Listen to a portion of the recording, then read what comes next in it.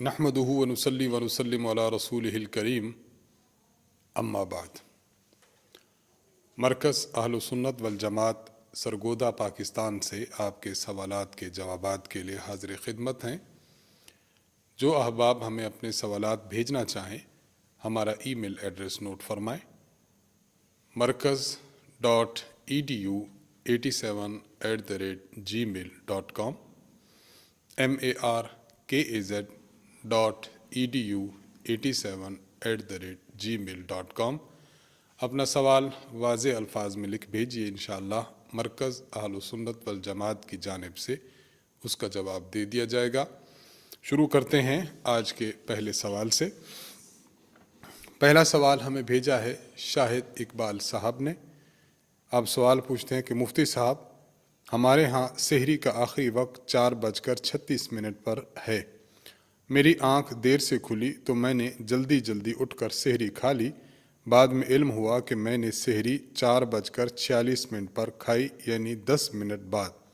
اب میرے لیے کیا حکم ہے؟ میرا روزہ ہوا یا نہیں ہوا؟ دیکھیے، سحری کا جو آخری وقت ہے وہ 4:36 ہے، اس لیے آپ نے جو سحری سے 10 منٹ تاخیر کے ساتھ جو ہے وہ کھانا کھایا ہے، تو اس سے آپ کا روزہ نہیں ہوا۔ آپ نے اس روزہ کی قضا رکھنی ہے جب رمضان المقدس کا مہینہ گزر جائے۔ رمضان گزرنے کے بعد اس چھوٹے ہوئے روزے کی آپ نے قضا رکھنی ہے۔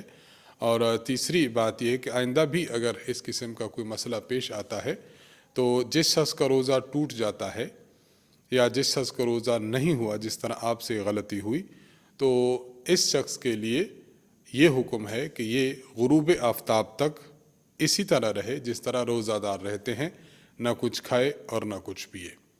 تو آپ کا مسئلہ واضح ہوا کہ روزہ نہیں ہوا، اس روزہ کی قضا کیجیے اور روزہ داروں کی طرح اپنا مکمل دن گزاریے۔ محمد عاصم صاحب کراچی سے سوال کرتے ہیں کہ روزہ کی حالت میں سر میں تیل ڈالنا درست ہے یا نہیں؟ اس سے روزہ پر کوئی فرق تو نہیں پڑتا؟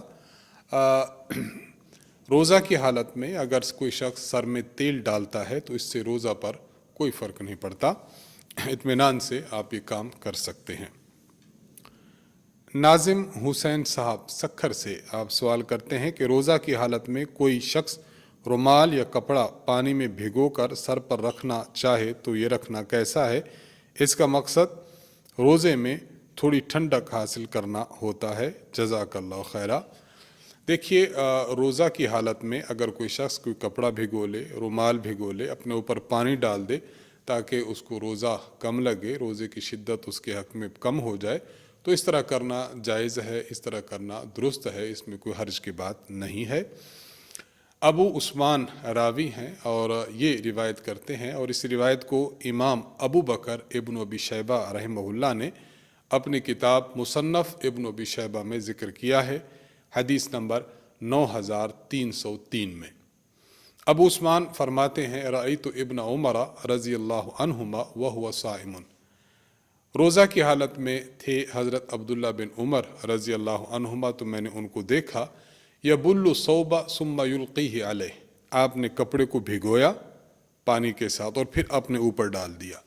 تو روزے کی حالت میں کپڑا بھگو کر اپنے اوپر ڈالنا یہ صحابہ میں سے حضرت عبداللہ بن عمر رضی اللہ عنہ سے ثابت ہے، جو اس بات کی دلیل ہے کہ اس طرح کرنا درست ہے، اس میں کوئی حرج کی بات نہیں ہے۔ اس سے روزے میں کچھ تخفیف ہو جائے گی۔ اگر گرمی ہے، شدت ہے، لو چل رہی ہے اور انسان کے بعض دفعہ برداشت سے باہر ہوتا ہے، تو اس طرح کا عمل کرنا یہ بالکل جائز اور بالکل درست ہے، ایسا کیا جا سکتا ہے۔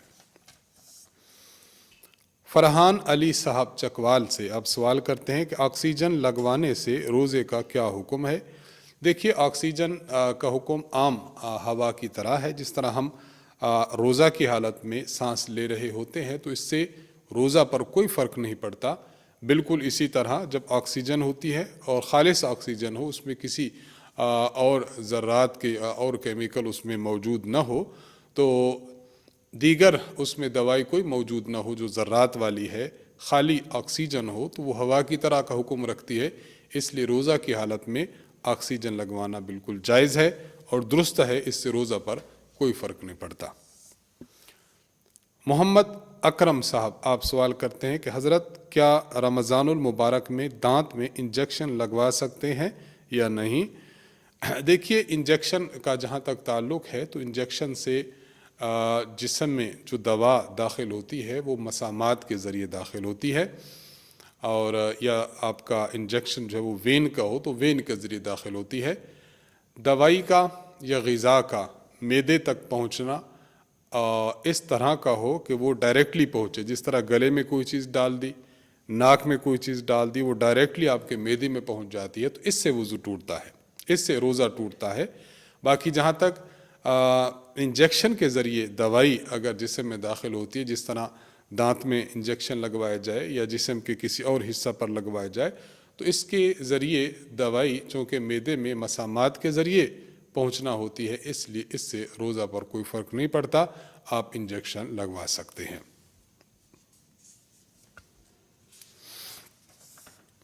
قمر اقبال صاحب لاہور سے آپ سوال کرتے ہیں کہ میرا چھوٹا بچہ ہے جسے میری بیوی دودھ پلاتی ہے، اس رمضان میں یہ مسئلہ پیش آیا تو سوچا آپ سے کلیئر کروا لوں۔ میری بیوی روزہ کی حالت میں بچے کو دودھ پلا سکتی ہے یا نہیں؟ کیا اس سے روزہ ٹوٹ تو نہیں جاتا؟ پہلے اصول ایک سمجھ لیجئے، پھر اس کے بعد آپ کے سوال کا جواب ہے۔ فقہا نے ایک اصول لکھا ہے روایات کی روشنی میں، جسم سے اگر خون نکلتا ہے، مثلا حجامہ کروایا جاتا ہے جس سے خون نکلتا ہے، احادیث میں واضح موجود ہے کہ روزہ کی حالت میں حضور علیہ الصلوۃ والسلام نے حجامہ کروایا۔ جب ایک خون انسان کا جب نکلتا ہے تو خون جسم سے نکلے تو اس سے وضو نہیں ٹوٹتا۔ عام افراد کا خون، یہ خون نجس ہوا کرتا ہے، تو نجس چیز جب جسم سے نکلے تو اس سے روزہ نہیں ٹوٹتا، اور خاتون جو بچے کو دودھ پلاتی ہے تو یہ دودھ پاک ہوتا ہے۔ جب نجس چیز جسم سے نکلے تو روزہ نہیں ٹوٹتا، تو اس کے بالمقابل جب پاک چیز بدن سے نکلے گی تو اس سے بھی روزہ نہیں ٹوٹے گا۔ تو اس اصول کے پیش نظر فقہاء کرام نے واضح لکھا ہے کہ اگر کوئی خاتون اپنے بچے کو دودھ پلاتی ہے تو دودھ پلانے کی وجہ سے اس عورت کو روزہ نہیں ٹوٹے گا۔ وزیر احمد صاحب پشاور سے آپ سوال کرتے ہیں کہ روزے کے فدیہ کی مقدار کیا ہے؟ روزے کے فدیہ کی مقدار ایک صدقۃ الفطر کے برابر ہے، یعنی اگر گندم سے دینا چاہیں تو تقریباً 2 کلو گندم، کشمش، جو، کھجور ان سے دینا چاہیں تو تقریباً 4 کلو یہ ہونی چاہیے۔ تو ایک روزے کا فدیہ ایک صدقۃ الفطر کے برابر ہے۔ انسان اپنی وسعت کو دیکھ لے، اپنے مال و دولت کو دیکھ لے اور اپنے پیسے کو دیکھ لے۔ اگر پیسے والا شخص ہے، مال و دولت والا شخص ہے، اللہ تعالیٰ نے جو ہے اس کو نوازا ہوا ہے، تو پھر فدیہ دینا چاہتا ہے، اس میں اگر وہ شرائط پائی جاتی ہیں روزے کے فدیہ دینے کی، تو پھر اس کو چاہیے کہ فدیہ کسی زیادہ رقم والی چیز سے دے، کشمش سے دے، جو سے دے، کھجور سے دے۔ ہاں، اگر اس کی حالت نارمل سی ہے تو پھر وہ گندم کا اعتبار کر کے گندم سے بھی فدیہ دے سکتا ہے۔ محمد عثمان صاحب سرگودا سے سوال کرتے ہیں کہ مفتی صاحب ایک مسئلہ معلوم کرنا ہے کہ ہمارے امام صاحب نے رات 3 رکعت اکٹھی پڑھا دی تراویح، یعنی 2 رکعت پر بیٹھے نہیں بلکہ کھڑے ہی ہوئے اور تیسری رکعت پڑھا دی، سلام پھیر دیا، اس صورتحال کا کیا حکم ہے؟ جزاکم اللہ خیر۔ دیکھیے، امام صاحب نے تراویح 2 رکعت پڑھا کر سلام پھیرنا تھا، لیکن امام صاحب نے 2 رکعت پر بیٹھے نہیں بلکہ دوسری رکعت پڑھ کر فوراً کھڑے ہوئے، تیسری رکعت پڑھ لی، تیسری رکعت پڑھنے کے بعد انہوں نے قعدہ کیا اور اس کے بعد دونوں طرف سلام پھیر دیا۔ اس کا حکم یہ ہے کہ اس طرح اگر کسی امام صاحب نے تراویح پڑھائی ہے تو یہ تراویح نہیں ہوئی، اس کو دوبارہ پڑھنا لازم ہے۔ اور یہ جو انہوں نے تراویح اکٹھی 3 پڑھائی ہیں، اس میں جو قرآن مجید پڑھا ہے، اس قرآن مجید کا اعادہ کرنا بھی لازم ہے، اس کو لوٹانا لازم ہے۔ اگر رات گزر چکی ہے تو پھر دوسرے دن آپ امام صاحب کو فرما دیں کہ وہ امام صاحب جب تراویح شروع کریں گے تو پچھلی رات میں 3 رکعتوں میں جو قرآن کریم پڑھا گیا ہے اس قرآن کریم کو آج دوبارہ پڑھ لیا جائے، کیونکہ وہ کاؤنٹ نہیں ہوا۔ اگر وہ قرآن شریف دوبارہ نہیں پڑھیں گے قرآن مجید کا اتنا حصہ، تو پھر آپ کا قرآن کریم مکمل نہیں ہوگا۔ تو جواب واضح ہوا کہ تراویح آپ کی وہ جو تھی 3 رکعت وہ نہیں ہوئی، اور اس میں جو قرآن کریم پڑھا گیا ہے اس کا اعادہ کرنا لازم ہے۔ جمشید علی صاحب کراچی سے آپ سوال کرتے ہیں کہ مفتی صاحب، ہم وتر کی تیسری رکعت میں دعائے قنوت سے پہلے ہاتھ اٹھاتے یعنی رفع دین کرتے ہیں، تو اس کا کوئی ثبوت بھی ہے؟ برائے مہربانی واضح فرما دیں۔ دیکھیے، اہل سنت والجماعت احناف جب 3 رکعت وتر پڑھتے ہیں تو تیسری رکعت میں سورۃ الفاتحہ، سورۃ الفاتحہ کے بعد والی سورت، اور اس کے بعد قنوت کی دعا پڑھنے سے پہلے رفع دین کرتے ہیں۔ اس رفع دین پر باضابطہ روایات موجود ہیں۔ میں آپ کی خدمت میں 2 روایات پیش کرنا چاہوں گا۔ ابو عثمان رحمہ اللہ آپ سے امام بخاری رحمہ اللہ نے اپنی رسالہ جز رفع دین حدیث نمبر 162 میں یہ روایت نقل کی ہے کہ ابو عثمان فرماتے ہیں، کان عمر رضی اللہ عنہ یرفع یدیہ فی القنوت۔ حضرت عمر بن خطاب رضی اللہ تعالیٰ عنہ جب قنوت پڑھنے لگتے تو اس وقت رفع دین کرتے۔ یہ اس بات کی دلیل ہے کہ قنوت سے پہلے رفع دین کرنا چاہیے۔ نمبر 2، امام بخاری رحمہ اللہ نے اسی روایت کے متصل بعد آگے روایت نقل کی، حدیث نمبر 163۔ حضرت عبداللہ بن مسعود رضی اللہ عنہ کے بارے میں مروی ہے، انہ کان یقرأ فی آخر رکعۃ من الوتر قل هو اللہ احد۔ حضرت عبداللہ بن مسعود رضی اللہ عنہ جب وتر پڑھتے تھے تو وتر کی جو آخری رکعت ہے یعنی تیسری رکعت، اس میں آپ قل هو اللہ احد یہ سورت پڑھتے تھے۔ ثم یرفع یدیہ، پھر آپ رفع دین کرتے تھے۔ فیقنت قبل الرکعت، اور رکوع کرنے سے پہلے آپ قنوت پڑھتے تھے۔ یعنی یہ معنی ہوا کہ آپ آخری جو تیسری رکعت ہوتی فاتحہ تو پڑھتے ہی، اور اس کے بعد قل هو اللہ احد پڑھتے، اس کے بعد رفع دین کرتے، رفع دین کے بعد پھر قنوت پڑھتے، قنوت کی دعا کے بعد پھر رکوع کرتے۔ یہ 2 روایات اس بات کی دلیل ہیں کہ احناف جو عمل کرتے ہیں وتر میں کہ تیسری رکعت میں دعائے قنوت سے قبل رفع دین کرتے ہیں، اس کا ثبوت ان روایات سے واضح ہوتا ہے۔ سائل نے اپنا نام نہیں لکھا، سوال کرتے ہیں کہ کیا میں زکوٰۃ کی رقم اپنے بھائی کو دے سکتا ہوں؟ میرا بھائی نہایت غریب ہے۔ اس بارے میں اصول سمجھ لیجئے کہ زکوٰۃ کی رقم رشتہ داروں میں سے کسے دی جا سکتی ہے اور کسے نہیں دی جا سکتی۔ ایک انسان زکوٰۃ کی رقم دینا چاہتا ہے تو وہ یہ دیکھ لے کہ اس کے جو آباء و اجداد ہوں گے یا اس کے جو آل اولاد ہوگی۔ آباء و اجداد کو بھی زکوٰۃ کی رقم نہیں دی جا سکتی، اسی طرح آل اولاد کو بھی زکوٰۃ کی رقم نہیں دی جا سکتی۔ آباء و اجداد سے مراد وہ افراد کہ جن سے انسان پیدا ہوا ہے، ان کو زکوٰۃ کی رقم نہیں دے سکتا، مثلا باپ، ماں، دادا دادی، نانا نانی، پردادا پردادی، پڑنانا پڑنانی، اسی طرح اوپر تک چلے جائیں تو ان افراد کو زکوٰۃ کی رقم نہیں دے سکتا۔ اسی طرح اپنی آل اولاد کو بھی زکوٰۃ کی رقم نہیں دے سکتا، مثلا بیٹا بیٹی، پوتا پوتی، نواسا نواسی، اور ان کی جو اولادیں ہیں ان کو بھی زکوٰۃ کی رقم نہیں دے سکتا۔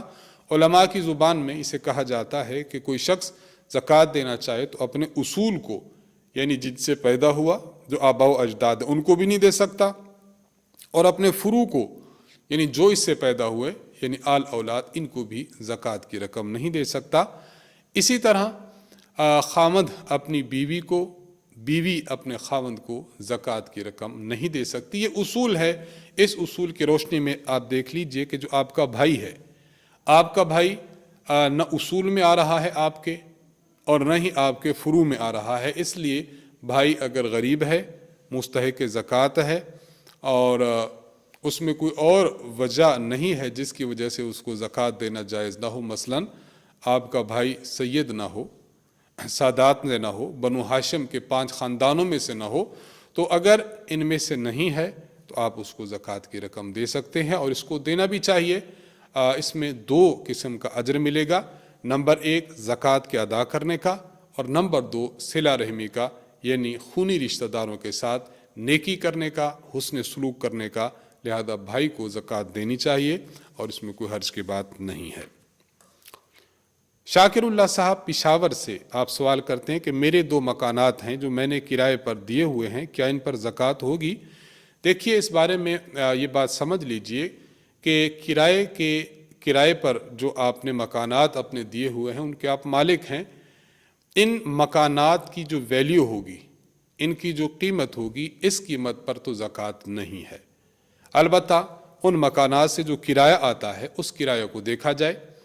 آپ کے زکوٰۃ ادا کرنے کی جو ڈیٹ آپ نے فکس کی ہوئی ہے، مثلا 1 محرم ہے، 1 محرم کو آپ زکوٰۃ ادا کرتے ہیں۔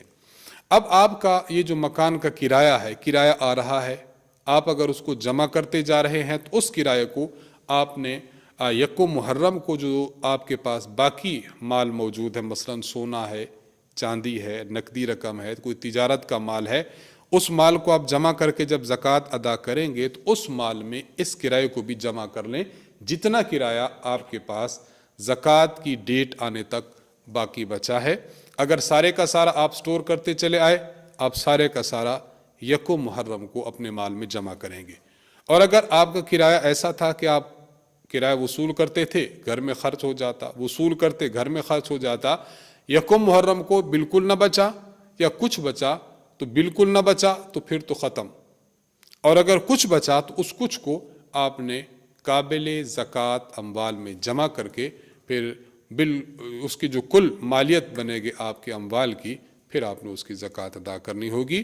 تو خلاصہ یہ ہے کہ کرائے پر جو مکانات دیے جائیں ان مکانات کی ویلیو پر تو زکوٰۃ نہیں ہے، البتہ ان کے کرایہ ملنا، جو اس کا جو کرایہ ملتا ہے اس کرائے پر زکوٰۃ ہوتی ہے۔ اس کی ترتیب وہی ہے جو ہم نے عرض کر دی ہے۔ عمار احمد صاحب پنو عاقل سے سوال کرتے ہیں، مفتی صاحب پوچھنا یہ ہے کہ کیا سحری کھائے بغیر بھی روزہ ہو جاتا ہے؟ یعنی ایک شخص نے سحری نہیں کھائی اور روزہ کی نیت کر لی تو اس کا روزہ ہوگا یا نہیں ہوگا؟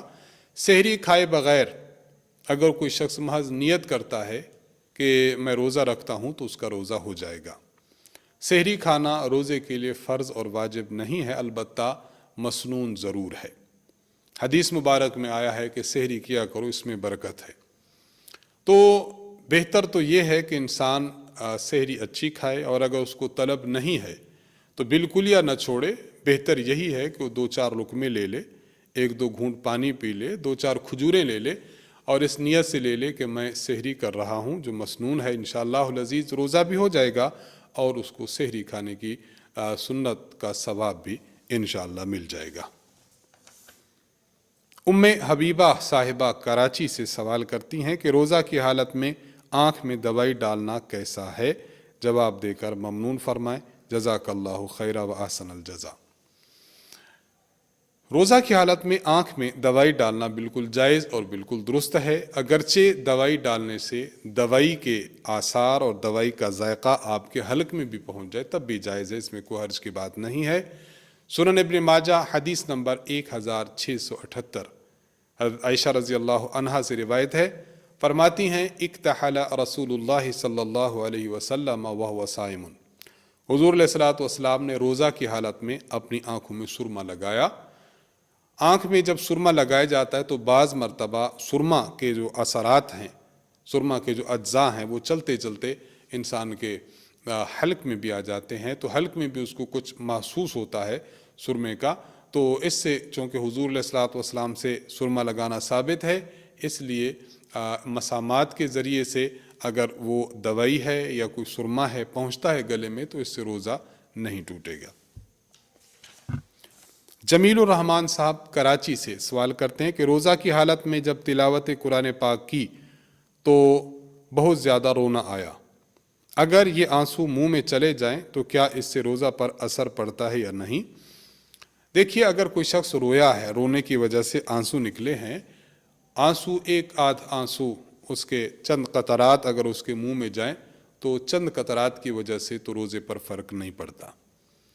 اور اگر اتنا زیادہ رویا کہ اس کے آنسو زار و قطار اس کے چہرے پر آئے اور چہرے کے ذریعے سے منہ میں چلے گئے، تو دیکھا جائے گا اگر ان آنسوؤں کا جو نمکین پن ہے وہ انسان اپنے گلے میں واضح طور پر، اپنے منہ میں واضح طور پر محسوس کرتا ہے، تو دیکھا جائے اگر اس نے آنسوؤں کا جو ذائقہ تھا وہ اپنے منہ میں واضح طور پر محسوس کیا اور اس کے بعد وہ اس پانی کو اپنے گلے کی طرف لے گیا، اب تو روزہ ٹوٹ جائے گا۔ اور اگر چہرے کے جو آنسو ہیں وہ آنسو اس کے منہ میں تو چلے گئے اور ان کا ذائقہ واضح طور پر محسوس ہوا، لیکن اس نے اس ذائقے والے پانی کو باہر تھوک دیا، تو اب اس کا روزہ نہیں ٹوٹا۔ تو ایک آدھ آنسو ہو جائے تو فرق نہیں پڑتا، لیکن زیادہ ہوں تو اس میں تفصیل یہی ہے کہ اگر ذائقہ ہوا اور وہ اپنے گلے کی طرف لے گیا تو روزہ ٹوٹ گیا، وگرنہ نہیں ٹوٹا۔ محمد اکمل زمان صاحب منڈی بہاؤالدین سے سوال کرتے ہیں، حضرت امید ہے آپ خیریت سے ہوں گے۔ الحمدللہ، اللہ تعالیٰ کا احسان اور فضل ہے۔ ایک مسئلہ دریافت کرنا ہے کہ کوئی شخص روزہ کی حالت میں ٹیسٹ کروانے کے لیے اپنے خون کا سیمپل دے تو کیا اس سے روزہ ٹوٹ جاتا ہے؟ برائے مہربانی آج کی نشست میں جواب دیجیے گا۔ سیمپل کے طور پر اگر کوئی شخص اپنا بلڈ دیتا ہے لیبارٹری وغیرہ میں تو اس سے اس کا روزہ نہیں ٹوٹتا۔ محمد اسحاق صاحب سوال کرتے ہیں کراچی سے، آپ پوچھتے ہیں مفتی صاحب ایک مسئلہ معلوم کرنا ہے کہ پچھلے رمضان میں مجھ سے 4 روزے جان بوجھ کر ٹوٹ گئے۔ میں نے کسی سے مسئلہ معلوم کیا تو مجھے بتایا گیا کہ ایک ہی کفارہ کافی ہے، کیا مسئلہ ایسے ہی ہے؟ جی ہاں، مسئلہ ایسے ہی ہے کہ اگر کسی شخص سے ایک ہی رمضان میں متعدد بار روزہ ٹوٹا، آپ کے جس طرح 4 روزے ٹوٹے، ایک ہی رمضان کے 4 روزے ٹوٹے ہوں تو ان کا کفارہ صرف اور صرف ایک مرتبہ ادا کیا جائے گا، یعنی 60 روزے مسلسل رکھنا وہ ایک ہی مرتبہ ہوں گے۔ باقی یہ بات بھی ذہن نشین کر لینی چاہیے کہ چونکہ 4 روزے آپ کے ٹوٹے ہیں، اس لیے آپ کو قضا کے طور پر 4 روزے رکھنے پڑیں گے۔ گویا یوں سمجھ لیا جائے کہ کفارہ کے روزے تو آپ نے مسلسل 2 ماہ رکھنے ہیں، یعنی 60 روزے، اور جو روزے آپ نے قضا کے رکھنے ہیں وہ قضا کے 4 روزے رکھیں گے، کیونکہ آپ کے روزے جو ٹوٹے ہیں ان کی تعداد 4 ہے۔ محمد رضوان علی صاحب کشمیر سے سوال کرتے ہیں، مفتی صاحب صدقۃ الفطر ہم رمضان میں بھی ادا کر سکتے ہیں یا عید کے موقع پر ہی دینا ہوتا ہے؟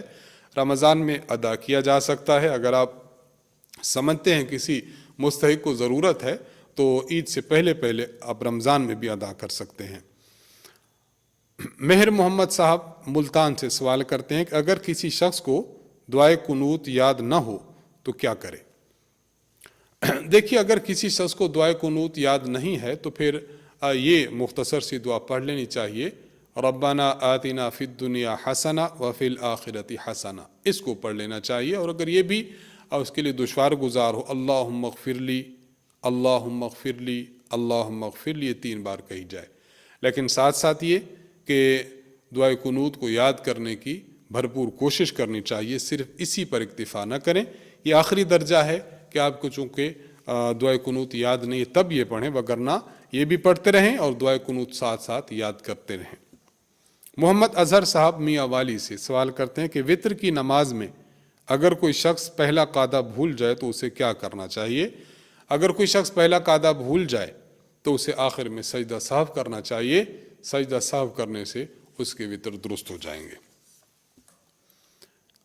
آخری سوال ہم سے پوچھا ہے محمد جواد عثمانی صاحب نے کراچی سے، آپ پوچھتے ہیں کیا زکوٰۃ سال مکمل ہونے سے پہلے دی جا سکتی ہے؟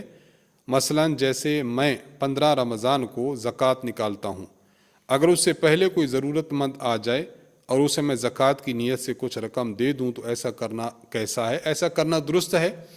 مثلا آپ کی جو تاریخ ہے وہ 15 رمضان ہے، تو 15 رمضان سے پہلے جو ہے وہ کسی مہینہ میں کوئی شخص آپ کے پاس آیا اور آپ نے زکوٰۃ کی رقم دے دی تو بالکل جائز اور درست ہے۔